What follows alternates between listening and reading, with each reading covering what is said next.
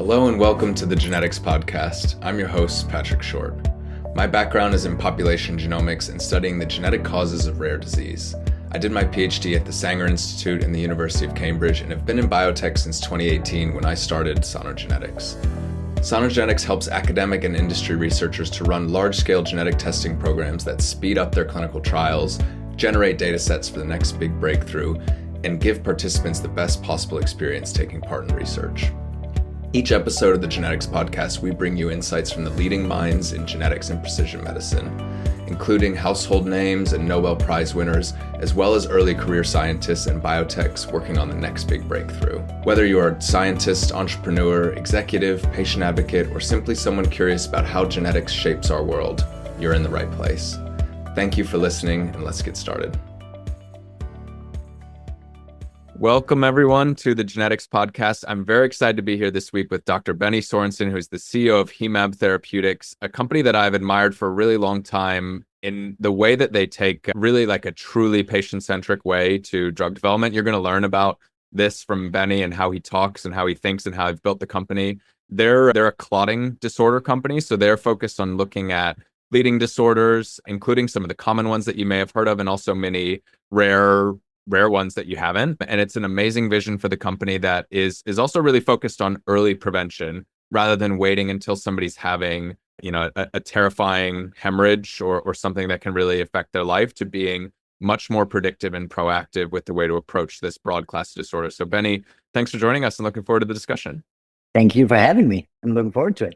So maybe you can set the scene by giving people, when you talk about bleeding disorders and building, I think you all call the ultimate clotting company. What are we talking about here? What might people have heard of and things that people might not about this very broad set of conditions?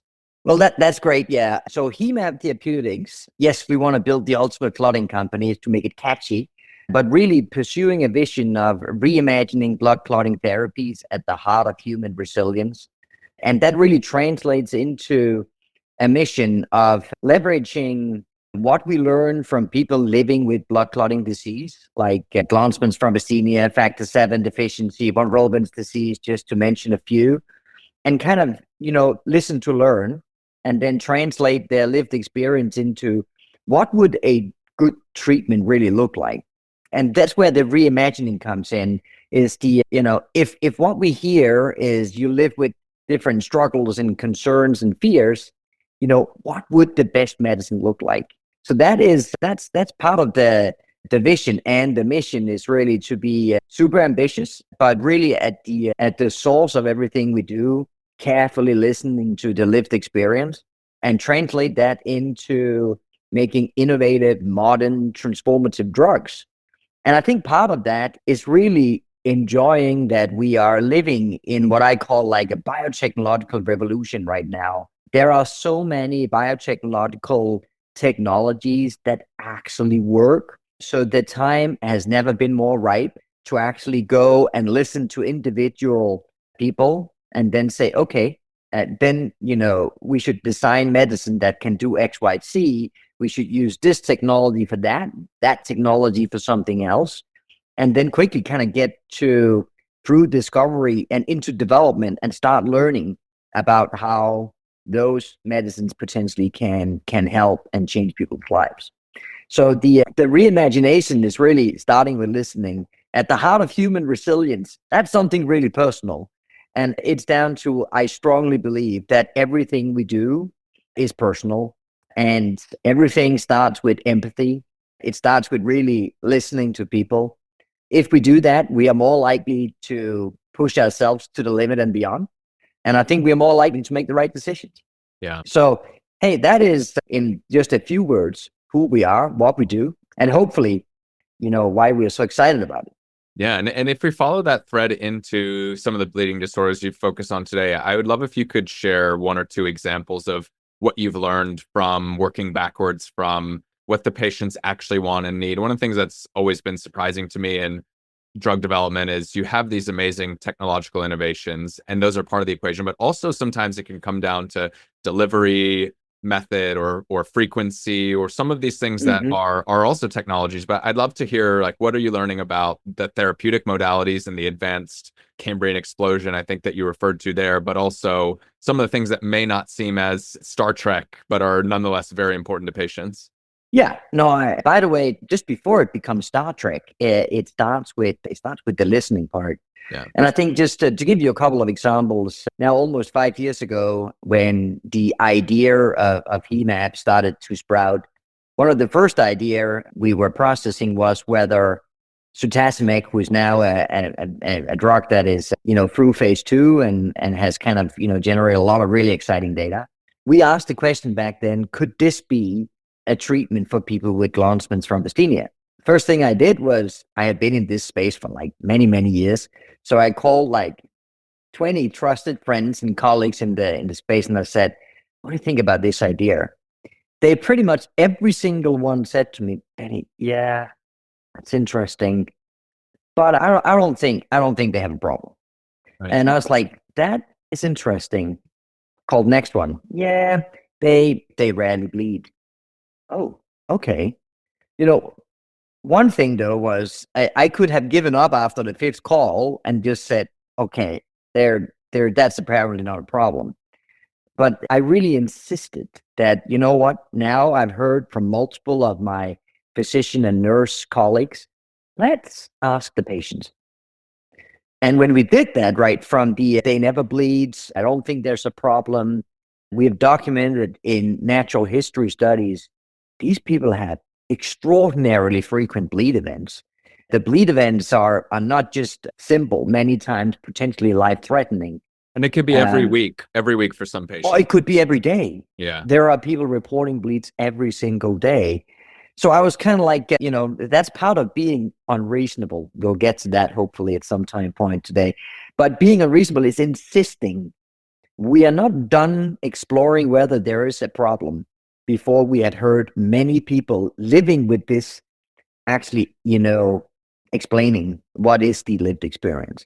For Yeah, people go who ahead. aren't as familiar with glands, maybe you can just dwell on that for a minute of what is life like for many patients with that Yeah. disease. People aren't familiar with it. So it's what we call a primary hemostatic defect. It means it's a disorder of blood platelets. It's caused by a deficiency or dysfunction of a glycoprotein called 2B3A.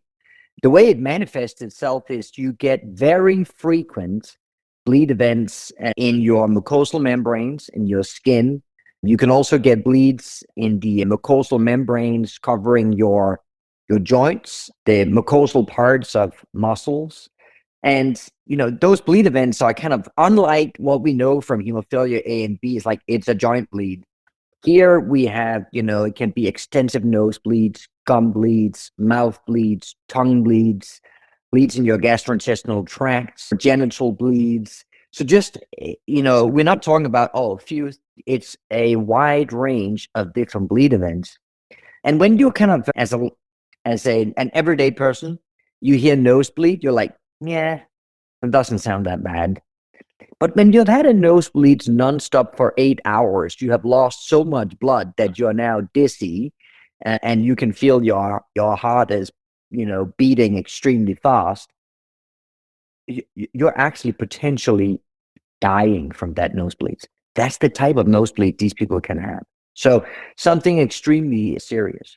So imagine back in those days, right? The first 5, 10, 20 phone calls was, there's no problem. We took the step further and said, insist listening to the people living with this disease. And then when we kind of had that in front of it, it was like, well, more than ever, we need to make medicine that can prevent this.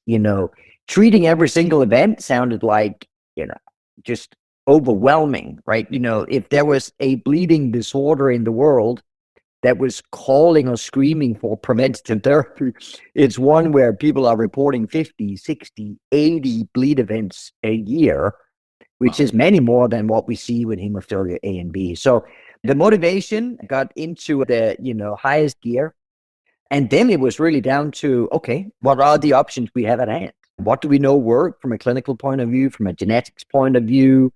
What are the validated technologies that we could leverage, and kind of fast forward it all we made a bispecific antibody that recapitulates a clinically validated mechanism. And now fast forward even further, 34 patients has been dosed in phase 2, and we have a high degree of confidence that we have a drug that can be truly life transforming for these people. And I saw, it was a number of months ago now, but some of your early data at the European Hematology meeting, and you're progressing not just in Glanzmann's, but in von Willebrand disease and a number of other programs. Could you talk a little bit about the universe of bleeding disorders? And maybe people are probably a little bit familiar with hemophilia, but hemophilia has gotten a ton of funding, a ton of attention. There's a lot of therapeutics there, and much of the rest of the space is probably 5 to 10 years behind, maybe, right? I'd love your perspective on that, of what have we learned there, and what lessons can we take to the rest of the space? By the way, let's start with hemophilia A and B, because it is just such an amazing story of biotechnological revolution on top of biotechnological revolution that has led to a completely different standard of care today. But if you dial back 1950s and 60s, hemophilia was a bleeding disorder where people had increased mortality.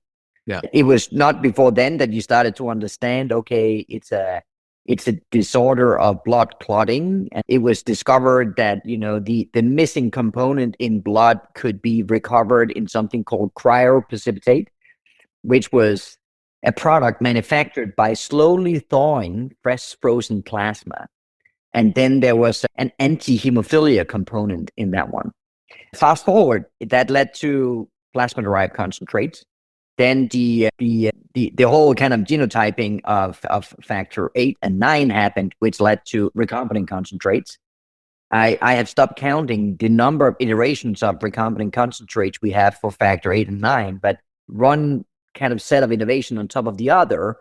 And then now it's almost 10 years ago when we started thinking about gene therapy. We started thinking about bispecific antibodies that could mimic factor 8.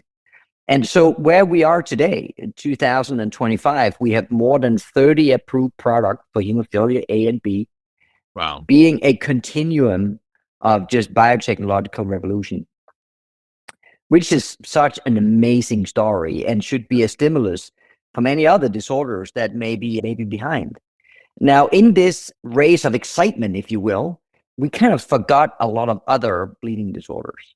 So Glanzmann Thrombasthenia, factor 7 deficiency, von Willebrand's disease pretty much has seen no real innovation or revolution for 70 years. Right? We are treating these disorders today like we treated hemophilia back in the 1960s. It's all acute bleed management. It's whatever's in the fridge. Nothing is customized or designed to be a modern, preventative, easy to use, very effective therapy for these people. So if you will, you can kind of say we are standing on shoulders of giants who kind of, moved hemophilia care from something really ancient to top-notch modern today. And we are trying to leapfrog treatment into the 21st century for all of these other blood clotting disorders. And there's many of them, right? Yeah. And individually, some of these are small. I will acknowledge that there are not, millions of people with Glanzmann or factor 7 deficiency. There is probably about 10,000 patients in US, Europe, Gulf states, and Japan. There's probably 50,000 if you look worldwide. Smaller than the 250,000 we are currently treating with hemophilia today. Yeah. But if you take Glanzmann and you put factor 7 and you put von Willebrand's disease and you put people with other bleeding disorders on top of it, suddenly we are looking at hundreds of thousands of people that somewhat has been forgotten in this system and has been left behind. And you have no idea what a motivator it is to kind of leapfrog their treatment option into the 21st century. That is hugely motivating. What are the big genetics questions that are open or interesting in the field? So some of these are recessive or monogenic conditions. Other ones, like I'm thinking about von Willebrand's disease or heavy menstrual bleeding or other more common complex don't have that, the smoking gun gene that you're always looking for. And even the ones that are monogenic, I'm sure have modifiers and other things that make it tricky and challenging. I'd love to hear a little bit about that. And you spent 3 years at least at Alnylam, one of the pioneers of Yes. genetic medicine. So I know you Yes, know a lot exactly. about Yeah, I have about been this space. brainwashed, in a good way. So I think, Patrick, let's actually start with hemophilia again. It's an X-linked disease. That means that overwhelmingly the people that suffer from severe hemophilia are men. And we have probably completely just overlooked that carriers of hemophilia are women, or, different kind of other genetic compositions actually can result in women also having very significant bleeding problems. But, it was and is still, overwhelmingly men that has hemophilia A and B. Now, think about it in the following context. Now we are talking about Glanzmann. Now we're talking about Factor VII deficiency, von Willebrand disease. All these are autosomal. Yeah. So now we have bleeding disorders that equally affects men and women. The only thing we honestly know something about is bleeding disorders in men. So what we have discovered or seen in many of our clinical trials that now have 50-50 men and women is that women, they bleed differently, but they need to be treated equally. And I think that is, from a genetics point of view, as simple as we have actually been obsessing about an X-linked disease. Yeah. Now we need to kind of embrace an autosomal disease. Is eye-opening, and has resulted in us, needing to take very different approaches to make sure we truly do aim for health equality with regards to men and women, because the unmet need is actually disproportional in women because of heavy menstrual bleeding, and no doubt about it. I think genetically, just the fact that we are now looking at autosomal disorders rather than X-linked has actually been, it sounds so simple. It's such an important point, though. I hadn't thought about it that way. But it's such an important point, Claude. And the other thing is, of course, many of these are autosomal recessive, which is you can find traits of inheritance that you do need to kind of take into account. It often requires you to have a much broader holistic thinking with regards to cultural living or ways of living. And I think that's also actually eventually reflected in our clinical trials, that it's equal amount of men and women. If you look at the ethnicity distribution across our trials, very broad compared to like what's usually published with clinical trials. And it's all down to, as a company, we need to kind of embrace this, accept this, and say, we're not here to be fast and finish in a subsegment that is not representative of the entire disease, but we need to really kind of make sure all aspects, all subgroups are properly represented. When you think about the long-term vision and the arc of the company, you're focused on bispecific antibodies, I think, for most of your programs today. Do you think that therapeutic modality is going to scale across all of bleeding disorders? Or are you also thinking about RNA, gene therapy, other kinds of things that may be the next generation as well? Yeah, I with extreme pride, I say we are not a platform company, we are a product company. Yes, Sutacimig is a bispecific antibody. Our HMB-002 program for von Willebrand disease is a monovalent antibody. The next program that we will launch here on the other side of summer will be a peptide. And the fourth program we will launch will probably be an oligonucleotide. We are not a platform company. We believe in pairing the validated technologies to what the patient's telling us and make sure we make the best medicine, and not try to kind of like, well, we got to scale this bispecific technology across everything. I don't think that makes the best medicine necessarily. Yeah, I tend to agree. And with that, there's trade-offs with that. I think you're going to get, you should get a much better product market fit at the end of the day, right? You choose the right tool for the right outcome. What do you need to do through the drug development process to accommodate that breadth? Because the peptide chemists and the oligo chemists, are these two different teams? How do you think about that?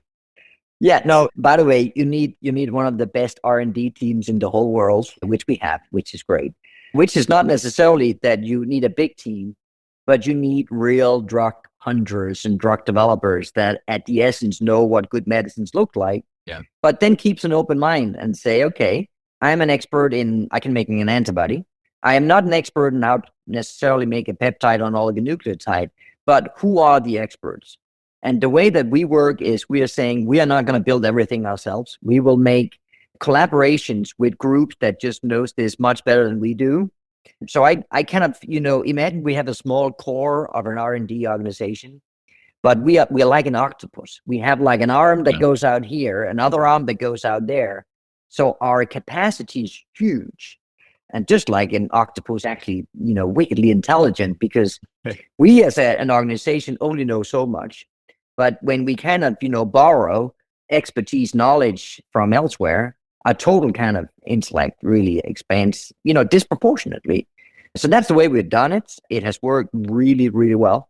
So that's, I don't know if there's nothing that particularly rocket science novel in it, but it's down to some key principles, though, that we truly believe in collaboration and communication. We believe that we only will know so much. We have to reach out and learn and piggyback, stand on someone else's broader shoulders for the sake of the patients. That way we can do things faster, more efficiently, with a much higher probability of success than, this almost impossible mission of building an organization that can do everything itself. Yeah. Yeah. And I've talked to a lot of biotech CEOs and founders on this podcast. And one of the things that is really interesting is the different ways you can have a coherent strategy. Like some people do take the platform model, and Alnylam, which you mentioned, I've been there. A great example that knows everything you possibly can about RNA. But other companies go like you're building an expertise in this therapeutic domain, in this group of patients, and you can really build a deep understanding there, and then be flexible in the technology. And I think both can work, right? And that's the beauty of it. And everybody can try and come together and collaborate to bring the technology specialists with the domain. But I do think, though, one thing is important to be successful. And sometimes I reflect on, the progress we've made. I deeply believe in deep domain expertise. At the end of it, you got to build a company based on content knowledge. And I think if you do that, your probability of making the right choices are much, much, much higher. Yeah. I think it's hard for companies that has a platform that, ends up kind of having, or here's some neurology, is some hematology, is some nephrology, is some dermatology, because it's very hard to kind of build companies that has real domain expertise everywhere. But one of the things with the company we are building is, by the way, that, very small R&D organization, but we've been involved with 60% of all approved drugs in this space. 60%. Huh. Isn't that crazy? How explain that to me? No, just, go through the list. Every single hemophilia product, every single product in, factor 13 deficiency, von Willebrand's disease. If you put them all together, 60% of them, there's a Hemab employee that can put a name to one of it. Isn't that wild? That is. Yeah. What are some of the biggest learnings from that collective experience? Well, I think it is, you end up really understanding the biology at a level that is kind of unusual. Yeah. You also, because when you have walked the development from discovery to regulatory approval, launch, commercial, you also get a really, really, experienced nose for what does good look like and what does not good look like. So I think, and by the way, there are many rights. That's the other thing you get to learn is there are many ways of getting to a medicine that helps people. It is not, cookie cutter must do it always the same way. And, it's fascinating, right? From the very first recombinant factor 8s to pegylated factor 8s, glycopegylated factor 8s, 9s, been involved with bispecific factor 8 mimetics. I still have one of my Alnylam babies is fitusiran. And that has also now become a drug on the market. Yeah. It's like 10 years in the making, right? Every single experience teach you something that hopefully generates a total, knowledge sphere that increases our probability of being successful. Yeah. One thing I was curious to ask you about is what you've learned from patients and doctors in different parts of the world. You mentioned, the Middle East, the US, Europe, Japan. There's lots of different markets and parts of the world where standard of care is different. The patient population is different. What are some of the big learnings about how this manifests? And, with hemophilia, we probably don't just have a male bias, but also have a European bias, right? Of how we've looked at that disease. Yeah, probably. Well, I think it's actually a really hard question because I think the disease is equally severe everywhere. Healthcare systems are highly different. Awareness can be very different from region to region. Because we are talking about autosomal diseases that equally affects men and women, what you learn around the world is that the gender health equality is unfortunately no different in United States or Western Europe than it is in more, remote areas of the world or more developing regions of the world. I also think, when you meet people in rural parts of India or Pakistan or in China or in Indonesia, you will learn that, the raw natural history of these bleeding disorders, which is important to keep in mind because sometimes we are thinking that, I don't know how many times I get the question from an investor, but is there any unmet need? Like, oh, you should go talk to, people in Bangalore and Vellore and Chennai in India and ask them about, severity of Glanzmann Thrombasthenia. I did recently at a meeting in Dubai. I was standing looking at a poster. It was a group from India who presented.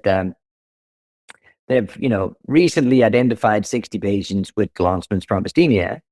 And I thought it's strange. There's not a lot of women here. There's like only 15 women. It's autosomal. It should be an equal amount of men and women. And the physician from India looked at me and said, because all the women are dead. In They die when childbirth. they die when they get their period. Oh my gosh. You learn things like that. And sometimes it's important that every single of those stories, every single person who suffers like that is the ultimate motivator for changing treatment, right? It's super touching. Yeah. What are the big things on your priority list this year and next year? Maybe you could give people a little bit of a sense of where you are as a company. Yeah. So I think we have made an enormous amount of progress, which I'm super proud of. Sutasamec now is through phase 2. So a lot of the remainder of this year is processing all of that data, getting ready to find a way to then take the next steps towards a pivotal trial for Sutasamec and Glanzmann's Thrombasthenia. I believe that can start, sometime mid next year. Because of the very positive data we have so far for Sutasamec, we are expanding into factor 7 deficiency. So starting a second phase 2 trial. That would be exciting to kind of follow that over the next 6-9 months. And then our second program is HMB-002 in von Willebrand's disease. We got the very little bits of, proof of mechanism data we presented a couple of weeks back at ISGH and talk about, this, the motivation when you get positive data, you are like, your impatience goes through the roof. Can't wait to see more. So important to keep that on track. All of this is really done under an umbrella of a very, very close collaboration with people living with these bleeding disorders. We've done a Glanzmann 360 natural history, the factor 7 deficiency 360, the von Willebrand's disease 360. You put these together, we've kind of collected data from more than 1,000 people living with bleeding disorder like these. Keep on collaborating really closely with patient advocacies at the National Bleeding Disorder Foundation here in the United States, but also pockets of Europe. European Hemophilia Consortium have like specialized subgroups. There are some really enthusiastic physicians and nurses around the world that are generating registries and collecting natural history data. All of this is super important because if there's not a perfect match between the lived experience and the medicine we're making the wrong medicine. So super focused on making sure we really truly integrate this. And then we're not done yet. We just started in my optics. We're going to do a lot more for women and girls with bleeding. There's no doubt that there is just a disproportionate unmet need. It has been neglected. There's socio-economic, professional impacts here beyond the immediate medical quality of life impact. That's something super passionate about and want to make sure we as an organization with our domain expertise keep on pursuing that going forward. And then we keep listening. I've had conversations just over the last couple of weeks of some, super rare bleeding disorders with extreme unmet need And I'm like, eventually we are finding a way of offering the Hemab domain expertise to make sure we also help there. Well, one of the I guess formal ways of listening in our industry is natural history studies that you mentioned. Yeah. It's a very structured way of listening, and I'm curious to learn what you've learned about running natural history studies, because I think you've done a combination of the heavy natural history study where it's almost like a clinical trial, right? Where patients are Yep. going to sites, getting really detailed workups, and then you've also done lighter weight, much broader versions of natural history where you're capturing patients' lived experience at home. You're not requiring them to go to sites Yep. all the time. And I think we see natural history studies in rare disease in particular that are very almost clinical trial like and heavy, but there's a broad spectrum of that. So I'd love if you could share a little bit what you learned Yeah. about designing these trials. Yeah, so I am not a believer that one way of doing this is better than another way. I actually think they're very complementary. Yes, we can structure them almost like clinical trials. We can make international surveys, we can make apps where you collect cross-sectional data, perspective data, you get qualitative kind of data, you can ask for, clinic visits where you get some biochemical data Yeah. collected. And it's one set of collecting at that type of natural history. But let's not underestimate the much more unbiased, the much more, just outreach, collaborating, where people are actually coming forward themselves and saying, I have seen this advertisement. I am interested in sharing information. And I think that sometimes it's almost like real world data, that you get narratives that you haven't asked for per protocol, but you kind of get information that way. I think each of these sets of data are reflective of the total experience.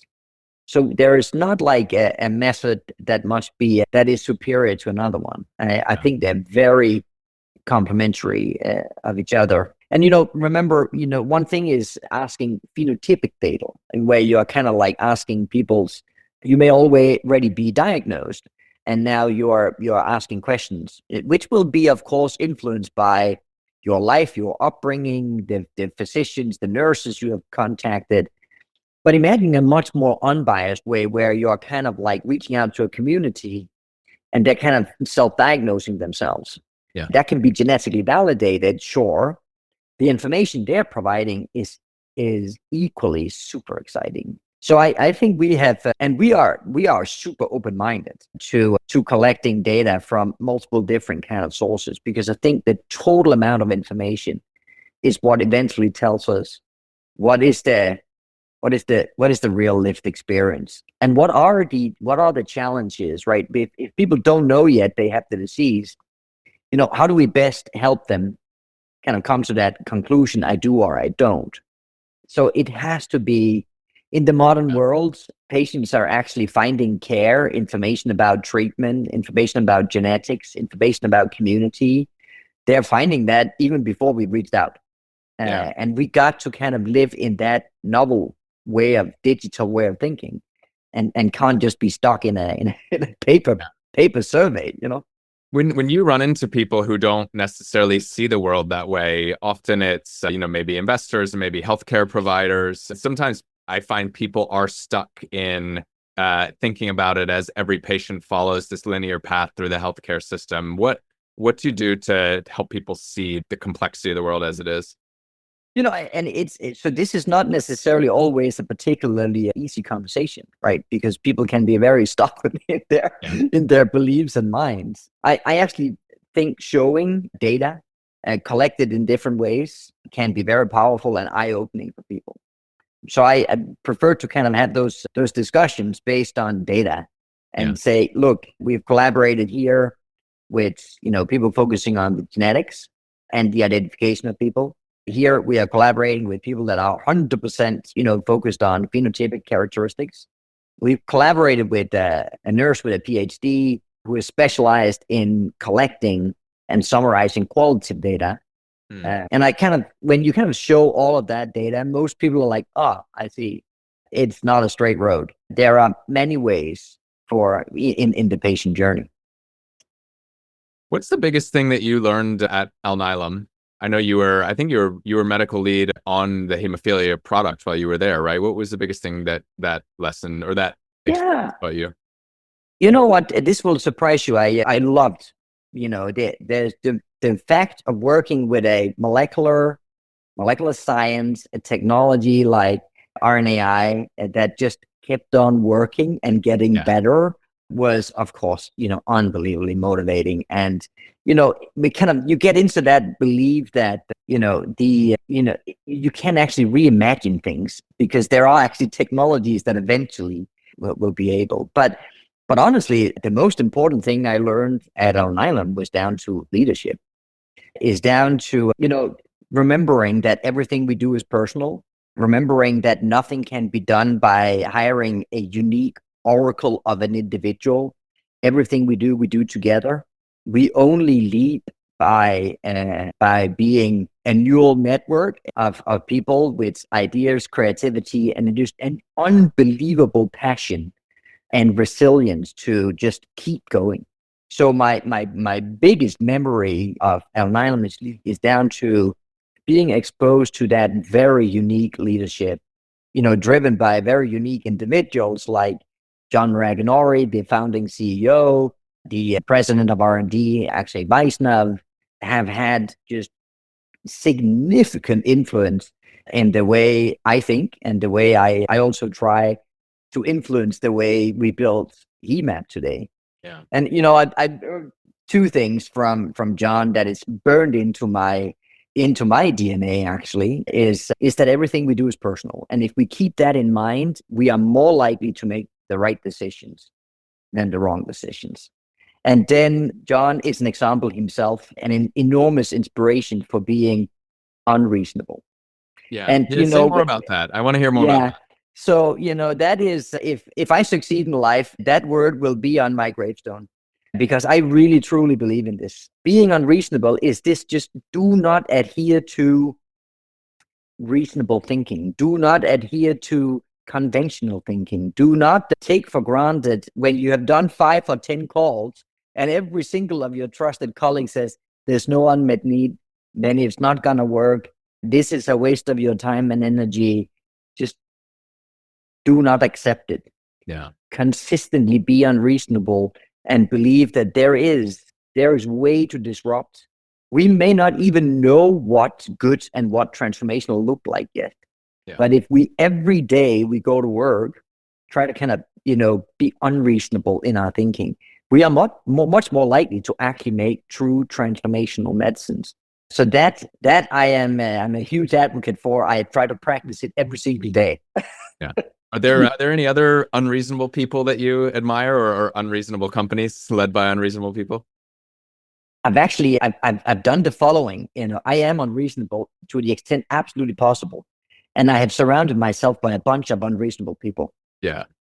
And I'm super proud of that. That the team that we are building at every single level in the company has a piece of that in them.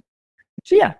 Wonderful. Maybe similar but slightly different topic, change of gears. We share something in common, which is we're both girl dads, and it may be unreasonable to suggest that you can be both a great dad and a great CEO, but that's an unreasonable line that I'm going to walk, and I know that you are as well. What have you learned about being both a great dad and great CEO at the same time? I mean, that one, I hope they're not listening. They could be, because I know you are recording it on YouTube. I here's the following. I am actually through my core, I'm super passionate about leadership, and I'm super passionate about diversity, inclusion, and then being a proud dad of 2 girls. I call them my power girls. I am surprised, if not every day, every week, on how much I actually learn from these unbelievable young women. And one of the things that I constantly is inspired about is they've been born into a global world. They have been raised as global citizens.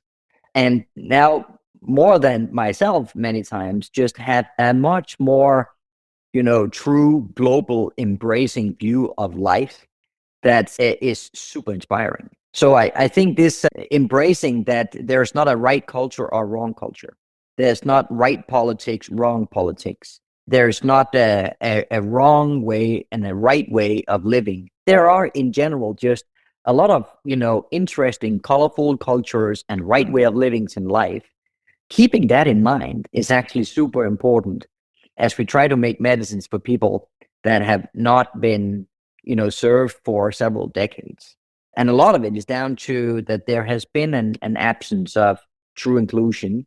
There has been an neglect of, in particularly, women-related kind of bleeding. So actually living in a household where these two, global power girl citizens are constantly inspiring me. They don't even know, I think, but they is super motivating.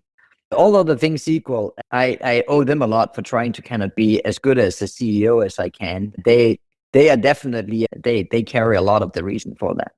Yeah, amazing. Well, I just want to thank you for taking the time to be with us today and also dedicating so much of your career to, this huge segment of the population that I think we, with your leadership, are going to have much better therapies for in the coming years. So is there any final shout outs or anything you'd like to make? Are you looking for partners, collaborators? Are you hiring in any kind of roles? This is a good time to shout it out. That was a little advertisement. Yes. No, I really appreciate, by the way, that you are inviting me into this room for a little bit to share. I think it's more like a statement. We will continue to try to kind of live in this biotechnological revolution. We will continue to listen to people that have unmet need. And for as long as I'm at the steering wheel, we're going to try to kind of make new medicines that are advanced in the most kind of thoughtful, responsible way possible.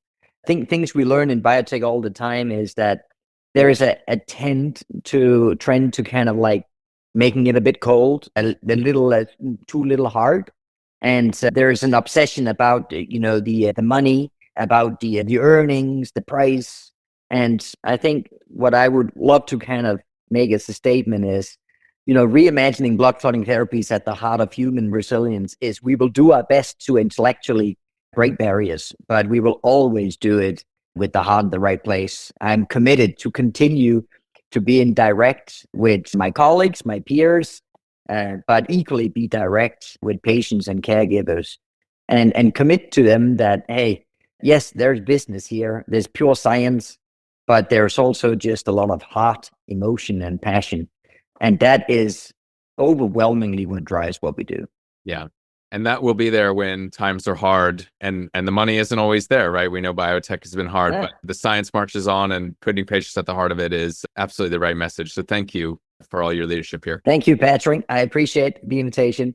It is my pleasure. And thanks everybody as always for listening, and we'll see you next time. That wraps up this week's episode of the Genetics Podcast. I'd like to give a huge thank you to our guests for sharing their valuable insights and experience. And thank you as well to our listeners, as always, for tuning in. If you enjoyed today's talk, the number one thing I would really appreciate from you is if you could share it with a friend or colleague who you think would enjoy it as well. We would also really appreciate if you could subscribe to our show and give us a quick rate and review on Apple Podcasts, Spotify, or your favorite podcast platform. Both of these things help us become more visible when people search for genetics and precision medicine podcasts. And we're always eager to hear from you. Please reach out to us with any questions or feedback on social media.